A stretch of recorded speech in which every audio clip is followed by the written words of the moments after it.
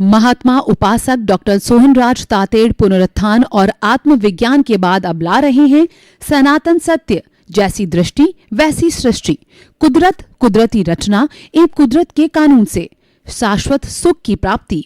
Log in करें www.drsohanrajtated.com, YouTube channel doctor Sohanraj Tated, play store से download करें mobile app doctor Sohanraj Tated. चंदेषु निम्मलयरा आईचेषु अयं पयासैरा सागरवर गंभीरा सिद्धा सिद्धिं मम दिशन्तु, सिद्धा सिद्धिं मम दिशन्तु। हे मेरे भीतर विराजमान शुद्ध आत्मा भगवान परमात्मा ईश्वर, मेरे इष्ट, मेरे आराध्य, मेरे प्रभु, मेरे सर्वे सर्वा, आप सागर के समान गहरे हो और हिमालय के समान विशाल हो। आप रिद्धि सिद्धि प्रदाता हो, आप अजर अमर अविनाशी हो, आप अनंत ज्ञान, अनंत दर्शन, अनंत शक्ति, अनंत सुख के धाम हो। आप रिद्धि सिद्धि प्रदाता हो, आप मुक्ति प्रदाता हो। मुझे मुक्ति की ओर प्रयाण कराओ, ऐसी शक्ति दो, जागृति दो, आशीर्वाद दो। भाइयों और बहनों, मातृशक्ति को नमन। आज का अति उत्तम विषय, जीवन में शांति कैसे प्राप्त करें। देखिए, जीवन और शांति दो शब्द है। जीवन किसे कहते हैं? हर मनुष्य का जन्म से मृत्यु के बीच का जो स्पान होता है वह जीवन कहलाता है।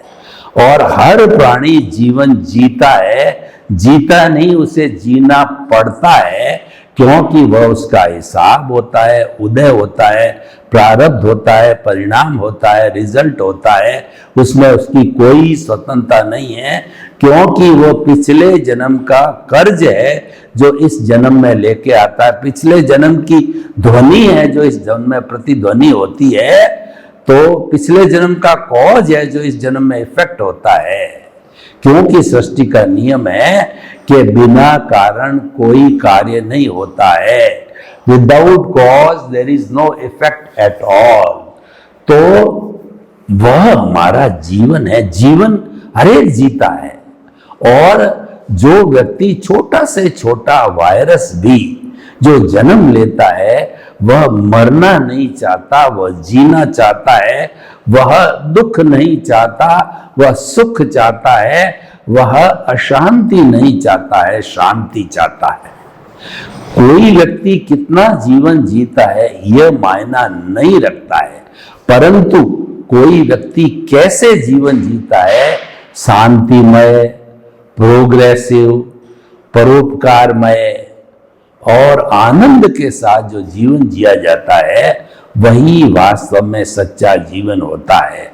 वरना तो जो ऑटो मोड से उदय चलता है, प्रारब्ध चलता है, वह तो होगा ही।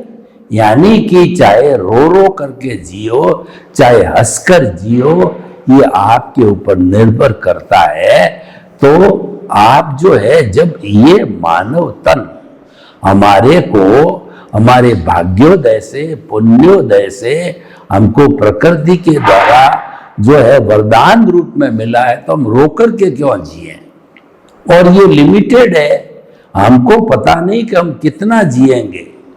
जो है 50 जिएंगे, 70 जिएंगे, 80 जिएंगे, हमको हमारे जो है वो आयुष्य कर्म का पता नहीं है, इसीलिए हिडन है। तो इसीलिए हमको ये मान के चलना चाहिए कि मेरा जीवन आज तक का ही है।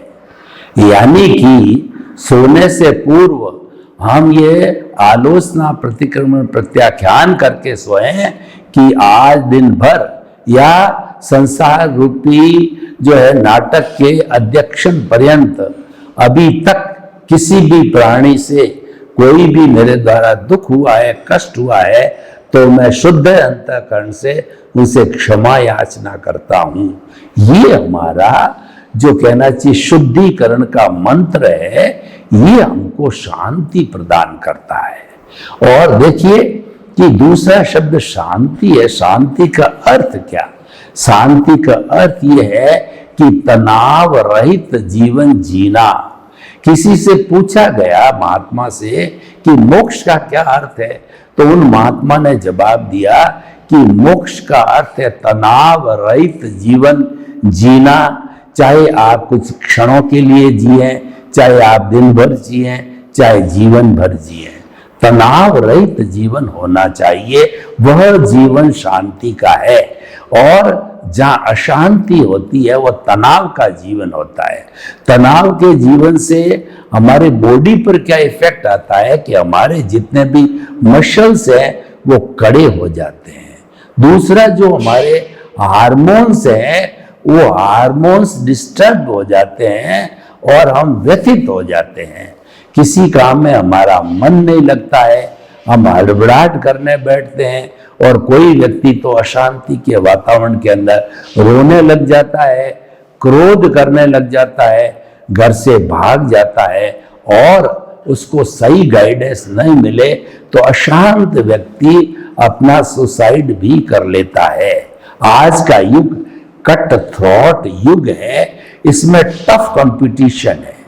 चाहे किसी भी जीवन में देखिए, विद्यार्थी जीवन के अंदर, सामाजिक जीवन के अंदर, व्यापारिक जीवन के अंदर, राजनीतिक जीवन के अंदर, हर एक में कट थॉट कंपटीशन है। इसका कारण क्या है कि हम मानवों ने कंपटीशन को अपने जीवन में स्थान दिया और ये प्रतिस्पर्धा ही सच्चे मायने में अशांति का कारण है। सच्चे मायने के अंदर जो है ये तनाव का कारण है। मैंने कल एक धर्म जोड़ता है तोड़ता नहीं है इस सेमिनार पर अपना वक्तव्य जो मौलाना आजाद विश्वविद्यालय में प्रकट किया, तो वहां के जो प्रिंसिपल थे कॉलेज ने बड़ी सुंदर बात कही कि हमारा ये जो मौलाना आजाद का कॉलेज है उन लोगों के लिए है जो कंपटीशन को compete नहीं कर पाए, लेकिन उनको पढ़ने का तो जो है अवसर मिलना ही चाहिए। पढ़ने के वो अधिकारी है क्योंकि वो इंसान है और उनके माता पिता भी पढ़ाना चाहते हैं। तो हम बिना किसी कंपटीशन से उन विद्यार्थियों को तलाशते हैं जो पास हो चुके हैं, सेकंड डिवीजन है, फर्स्ट डिवीजन है, या किसी भी कंपटीशन के अंदर, चाहे वो आईआईटी का हो, चाहे आरएस का हो, आईएएस का हो, चाहे वो नीट का हो, किसी का भी हो, उसमें वो कॉम्पीट नहीं कर पाए हैं। उनको हम सर्च करते हैं, उनको हम स्थान देते हैं, उनको हम स्कॉलरशिप देते हैं, उनको पढ़ाते हैं, उनको प्रमोट करने का ज़्यादा से ज़्यादा कोशिश करते हैं। मैं इस बात से बहुत ज़्यादा प्रभावित हुआ क्योंकि वास्तव के अंदर देखा जाए कंपटीशन के युग के अंदर, चाहे कंपटीशन हमारे जीवन के किसी वर्ग का हो, कितने लोग चयनित होते हैं? 1 या 2% होंगे, तो 98% लोगों को का क्या हाल होगा? इस पर महात्मा गांधी ने बहुत सुंदर काम किया कि उन्होंने सर्वोदय दिया। सर्वोदय के लिए उन्होंने कहा कि चाहे गरीब हो, अमीर हो, चाहे जो है तेज बुद्धि का हो, मंद बुद्धि का हो, कैसा भी भारतीय नागरिक हो, वह भारत की जितनी भी संपत्ति है उसका हिस्सेदार है और उसको अपने हिसाब से अपना काम करने का, यानी उसको भी जो है वो अपनी योग्यता दिखाने का अवसर मिलना चाहिए, यानी सबका उदय होना चाहिए। ऐसा नहीं कि 1-2% तबका जो है पैसे वाला है या कंपटीशन के अंदर ऊपर आ गया है, उनके ही हम गीत गाएं, गुण गाएं, उनको ही प्रमोट करें और बेचारे 98% लोगों की शुद्ध बुद्ध भी न लेवें। तो ये जो है हमारे संविधान के अंदर जोड़ा गया सर्वोदय, सबको उन्नति करने का समान अधिकार वैधानिक रूप से प्राप्त हो गया। यह बात अलग है, कोई तेज बुद्धि है, कोई मंदबुद्धि है और कोई भाग्य वाला है और किसी का पुण्योदय नहीं है, तो ये फैक्टर उस व्यक्ति को पीछे रख सकते हैं, वो बात अलग है। लेकिन कुल मिलाकर के हमको प्रतिस्पर्धा से बचना चाहिए, और प्रतिस्पर्धा करो तो किसी के गुणों की करनी चाहिए। प्रतिस्पर्धा का अर्थ ये नहीं कोई व्यक्ति आगे बढ़ रहा है आप उससे जलन रखो, ईर्ष्या करो, घृणा करो, तो उससे क्या होगा? सामने वाले का तो नुकसान होगा या न होगा, परंतु आपका नुकसान उसी क्षण हो गया, क्योंकि घृणा, जलन, ईर्ष्या ये नेगेटिव थॉट्स है। ये हमारे हार्मोन्स को खराब करते हैं, ये हमारी कोशिकाओं को खराब करते हैं, कोशिकाएं अस्वस्थ हो जाती है। तो इसका परिणाम किसको भुगतना पड़ेगा? इसका भुगतान तो घृणा, ईर्ष्या या नेगेटिव थॉट वाले को भुगतना पड़ेगा, क्योंकि अगला तो अपने हिसाब से, अपने कर्म से जी रहा है, आगे बढ़ रहा है या कुछ भी हो रहा है, तो उसके अंदर आपका क्या लेना देना है? वह तो अपने कर्मों के अधीन हो रहा है, वो तो अपने पुण्योदय के अधीन हो रहा है। आप तो यह सीखो कि उसके जीवन से मैं भी किस तरीके से तरक्की करूं। एक अध्यापक जी ने अपने विद्यार्थियों को बोर्ड पे एक चौक से लाइन खींच करके विद्यार्थियों को कहा, ये लाइन खींची हुई है, अब इस लाइन को छोटा करो। तो एक विद्यार्थी आया, लेफ्ट साइड के अंदर उसको जो है वो डस्टर से साफ कर दिया, छोटी हो गई। दूसरा आया, राइट साइड से डस्टर से साफ किया, छोटी हो गई। एक व्यक्ति विधायक भावों का, चिंतनशील, पॉजिटिव थिंकिंग वाला आया, तो उसने उस लकीर के नीचे एक लंबी लकीर खींच दी और कहा कि गुरुजी आपकी खींची हुई लकीर छोटी हो गई। यह सही मायने में जीवन जीने का तरीका है, जीवन में शांति प्राप्त करने का तरीका है। हमें अपना जो कुछ भी टैलेंट है, अपनी जो भी योग्यता है, उसको एक दिशा में करके आगे आगे बढ़ाते रहो, बढ़ाते रहो, बढ़ाते रहो। लेफ्ट वाला क्या कर रहा है, राइट वाला क्या कर रहा है, आगे वाला क्या कर रहा है, पीछे वाला क्या कर रहा है, आपको उसमें अपनी एनर्जी वेस्ट नहीं करनी है। अर्जुन ने क्या किया कि जब द्रौपदी का संयमवर हुआ तो बहुत से राजकुमार आए, उनसे पूछा गया कि आपको क्या दिखाई दे रहा है? तो किसी ने कहा कि ऊपर जो घूम रही मछली है वो हमको दिखाई देती है। किसी ने कहा कि नीचे जो पात्र में पानी भरा हुआ है वह दिखाई दे रहा है। किसी ने कहा कि जो पिंजरा घूम रहा है जिसमें मछली है वो हमको दिखाई दे रहा है। अर्जुन ने कहा कि मुझे तो वो आंख इस पात्र में दिखाई दे रही है जिसको मुझे बींदना है। मेरी नजर पात्र में रहेगी और मेरे तीर की नजर उस बींदने वाली आंख पर रहेगी। ये जो उसका जवाब था, ये था कि आप अपने लक्ष्य पर केंद्रित हो जाओ और आपको गुण ग्रहण करना है। किसी से लेना है तो प्रमोद भावना से लो, घृणा, ईर्ष्या, जलन की भावना से नहीं करना है कि कोई व्यक्ति आगे बढ़ रहा है और मेरा घर तो 1 मंजिल का है, पड़ोसी का 5 मंजिल का है, वह तो नेता बन गया और मैं तो अभी सिर्फ बाबू लेवल पर ही हूं। ऐसा नहीं है। हर प्राणी में कुछ न कुछ योग्यता होती है और हर प्राणी अपने जीवन को अपने अनुसार अच्छा बना सकता है। यह कोई जरूरी नहीं है कि भारत का राष्ट्रपति बनने से ही वो मान हो गया और एक बेचारा छोटा से छोटा क्लर्क हो वो निम्न हो गया। ऐसा नहीं, सभी अपने अपने तरीके से काम करते हैं। लेकिन एक बात हमेशा ध्यान रखो कि दुनिया उसी को याद करती है, इतिहास उसी का बनता है जो परोपकार का कार्य करता है।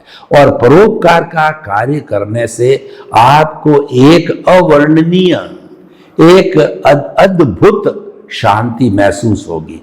मैं आपको उदाहरण देना चाहता हूं। मान लीजिए आप बिजनेसमैन हैं और आपको 1 लाख रुपए का मुनाफा हुआ तो आपको खुशी हुई। दूसरी तरफ देखिए, एक बेचारा गरीब लड़का है, वो पढ़ नहीं पा रहा है, बिना किताबों के, बिना फीस भरने के कारण वो अटक गया। तो आपने उसकी 2-2.5 हजार रुपए भी फीस किताब पे खर्च करके उसको प्रमोट किया। वो बच्चा पढ़ा और पढ़ करके वह बाद के अंदर बहुत अच्छे रैंक से पास हुआ। तो भाइयों और बहनों, आपको कितनी बड़ी संतुष्टि हुई कि मैंने एक व्यक्ति के जीवन को संवारा है। तो इसीलिए परोपकार की भावना, लोगों को सहायता की भावना, ये हमको अद्भुत शांति देती है और यही शांतिमय जीवन जीने का तरीका होता है। देखिए, शांति 2 भागों में काम करती है, एक तो खुली आंख के जगत के अंदर और एक बंद आंख के जगत में। मैं आपको दोनों रास्ते बता देता हूं कि दोनों रास्तों के अंदर शांति कैसे स्थापित की जाती है। आप गृहस्थी हैं, आपके परिवार है, बाल है, बच्चे है, माता है, पिता है, उनका भरण पोषण करना आपकी प्रथम प्राथमिकता और कहना चाहिए आपका वो ड्यूटी है। उन बच्चों को अपने भविष्य पे छोड़ना, माता पिता बुजुर्ग हो गए हैं, उनको अपने हाल पर छोड़ना, ये निर्दयता है, ये कायरता है, ये आपका ड्यूटी से भागना हुआ। वो तो आपका basic need, basic requirement, basic duty वह तो पूर्ति करनी है, क्योंकि बच्चों को जन्म आपने दिया, शादी आपने करी, माता पिता आपके हैं कि उन्होंने पाल पोस के आपको बड़ा किया और आपको पैरों पर खड़ा किया। तो वह प्राइम ड्यूटी है, वह तो पहले निभानी ही है, उसको कभी गौण नहीं करना।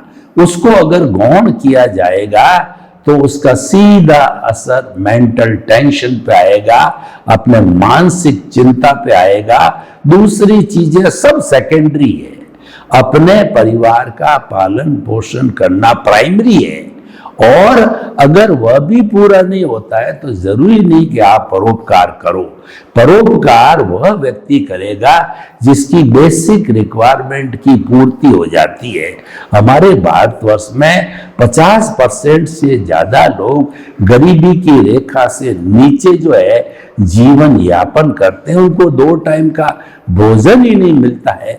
उनको हम कहें कि आप परोपकार करो, समाज सेवा करो, तो बेचारा कहां से कर पाएंगे। उनका तो इसी तरह का पापोदय है कि उन्होंने झुग्गी झोंपड़ी में जन्म लिया, तो उनका बेसिक रिक्वायरमेंट, रोटी, कपड़ा, मकान, शिक्षा, चिकित्सा, यह पूर्ति हो जाए तो वह उसमें शांति रहती है।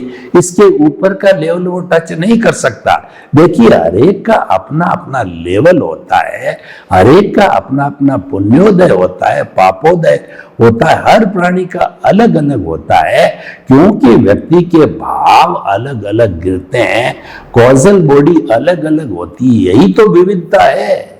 मौलिक रूप के अंदर जो भीतर विराजमान प्रभु है वो तो घोड़ा, गधा, ऊंट, गाय, भैंस, बैल और तीर्थंकर और भगवान राम, कृष्ण, महावीर सबका एक सा ही है, कोई फर्क नहीं है। सभी मुक्त होने की अर्हता रखते हैं, लेकिन विविधता तो दिखाई देती है अपने अपने अलग अलग कॉजेस डालने के कारण, भाव कर्म डालने के कारण वो उदय प्रारब्ध हर प्राणी का अलग अलग होता है।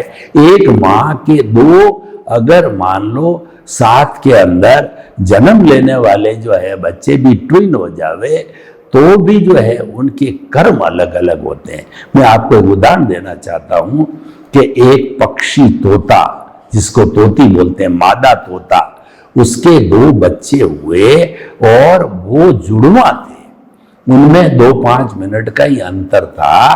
तो उस वो मादा तोता ने उनका पालन पोषण किया, उनको चुग्गा दिया, उनको सर्दी गर्मी बरसात से घोंसले में रखा और उनका सुरक्षा करके और फिर उड़ने लायक हुए तो उनको उड़ाया, अभ्यास कराया। जब जो है मादा तोता, मां को ये पूरी तसल्ली हो गई कि अब ये अपने आप उड़ने लगे, तोते उड़ गए, माता से अलग हो गए। एक तोता अपने भाग्य से एक संत पुरुष के जो है कुटिया में जाके बैठ गया। संत पुरुष ने उस जो है तोते को पिंजरे में डाल के शिक्षण दिया, संस्कार दिया, प्रशिक्षण दिया कि बोल तोता राम राम, तो बोलता राम राम, आइए, स्वागतम, वेलकम, सुस्वागतम। हर एक व्यक्ति को जो वहां सत्संग करने आता बोलता। दूसरा, अपने पापोदय के कारण एक जो है डाकू की गुफा पे जाके बैठ गया, तो डाकू ने उसको पिंजरे में डाल करके और डाकू का जो काम होता उसको सिखाया, मारो, पीटो, काटो, पकड़ो, लूटो, और वही बोलने लग जाता।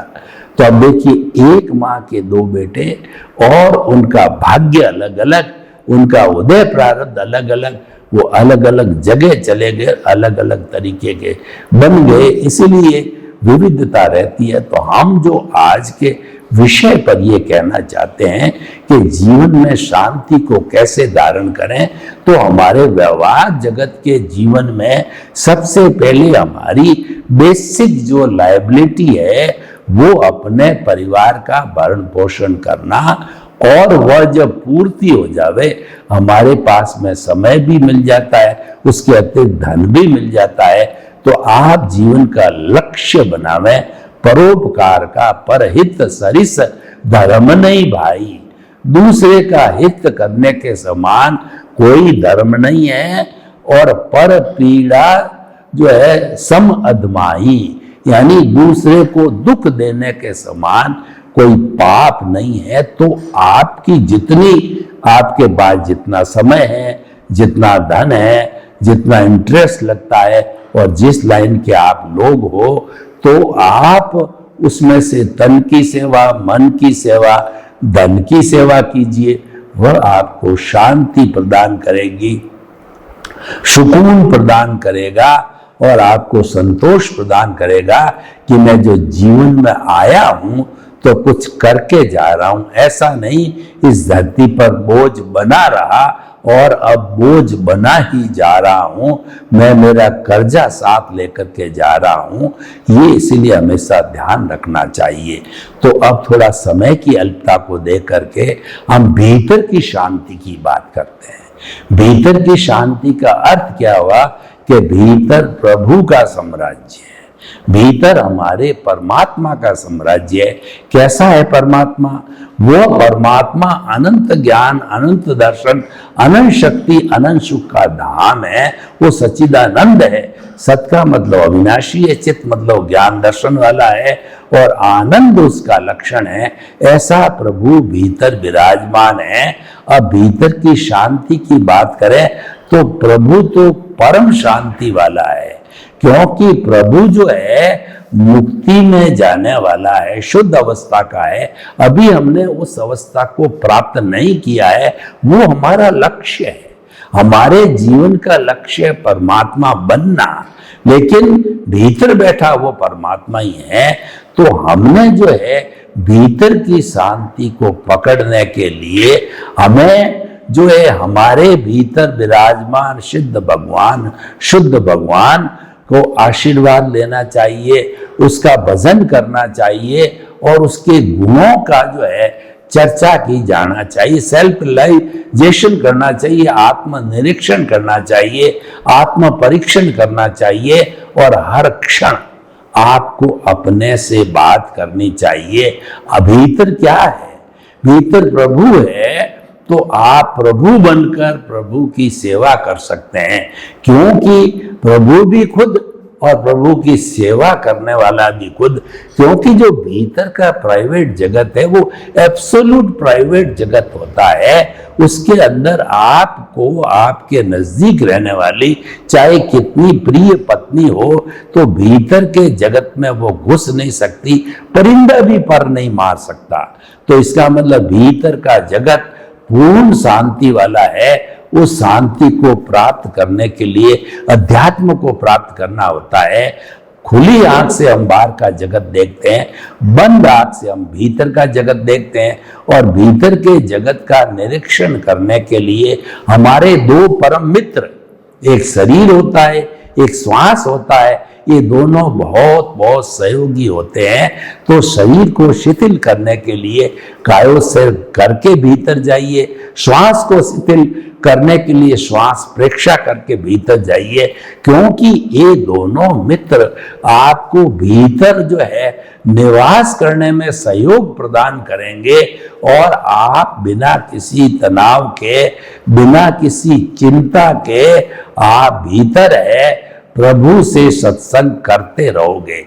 देखिए, आदमी जब तनाव मुक्त होता है तो वो प्रसन्न होता है, वह आनंद के साथ रहता है, चाहे खुली आंख का जगत है, चाहे बाहर आंख का जगत है। अगर व्यक्ति के दिमाग के अंदर कोई तरह का तनाव, यानी कोई कार्य पूरा नहीं हो रहा या किसी कार्य में अड़चन है, कोई न कोई जो प्रॉब्लम होती है, तो मस्तिष्क को वो सताती रहती है और वह व्यक्ति उस आर्त ध्यान में चला जाता है। और जब वो स्थिति पूरी हो जाती है, जो आपका वांछित कार्य है समाप्त हो जाता है, तो आप रिलैक्स हो जाते हो, और रिलैक्स होने पर जो है आप एक आनंद की अनुभूति करते हो। चाहे भीतर का जगत हो, चाहे बाहर का जगत हो, उसमें व्यक्ति शांति चाहता, क्योंकि शांति मनुष्य की आत्मा का गुण है। मैं आपसे एक प्रश्न करना चाहता हूं, क्या आप 24 आवर्स क्रोध करके अपना टाइम निकाल सकते हो? क्या नहीं कर सकता व्यक्ति। क्रोध करेगा, 1 मिनट करेगा, 2 मिनट करेगा, 5 मिनट करेगा, अगर लंबे समय तक वो क्रोध में चला गया तो उसके क्या कोमा में चला जाएगा, उसके हार्ट अटैक हो जाएगा, उसको लकवा मार जाएगा। इसीलिए कोई भी व्यक्ति लंबे समय तक अशांति में नहीं जा सकता। जो भी शॉर्ट समय अशांति में जाता है, इसका कारण जो है उसका उदय और प्रारब्ध भाव है। तो हम ये कहना चाहते हैं कि बाहरी शांति और भीतर की शांति ये मुक्ति का लक्षण है, ये मोक्ष का लक्षण है, ये आनंद और प्रसन्नता का विषय है। तो आप ऐसी स्थिति बनावें कि हर वक्त बाहर और भीतर शांति बनी रहे। सर्वे भवन्तु सुखिनः, सर्वे सन्तु निरामया। लोक के सब जीवों को सुख मिले, शांति मिले, आनंद मिले, प्रेम मिले, सौहार्द मिले, और सभी को सम्मान मिले। आपके प्रति मंगल भावना। ओम शांति। महात्मा उपासक डॉक्टर सोहनराज तातेड़ पुनरुत्थान और आत्मविज्ञान के बाद अब ला रहे हैं सनातन सत्य, जैसी दृष्टि वैसी सृष्टि, कुदरत, कुदरती रचना एवं कुदरत के कानून से शाश्वत सुख की प्राप्ति।